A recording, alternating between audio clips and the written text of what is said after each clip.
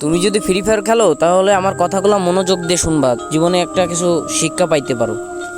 একদিন ফ্রি ফায়ারে আমি একটা মেয়ের সাথে অ্যাড হই এবং মেয়েটাও আমার সাথে অ্যাড হয় এবং তার সাথে অনেক দিন মানে 2-3 মাস প্রায় গেম প্লে করছি এবং সেও আমার সাথে গেম প্লে করছে। হঠাৎ একদিন আমারে বলতেছে যে তোমার নাম্বারটা দাও, এবং আমার নাম্বারটা আমি তারে দিয়ে দিছি।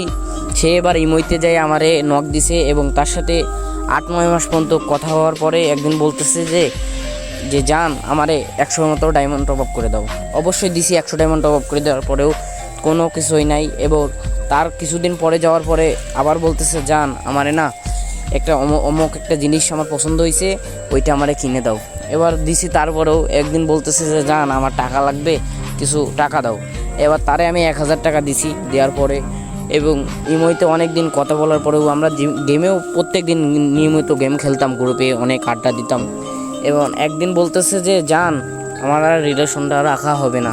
আমি বলতেছি কেন? জান বলতেছে যে আমার বাসা থেকে ফ্যামিলি থেকে অনেক চাপ দিতেছে। তা আমি বলতেছি চাপ দিতেছে তাহলে কি করব?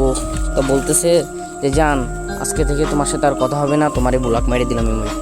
ভাইয়া আমি একটা কথাই বলতে চাই, তোমরা কখনো ফ্রি ফায়ার গেমে কখনো কোনো মেয়ের প্রেমে পড়বা না, কিংবা কখনো কাউরে ডুও পার্টনার বানাবা না।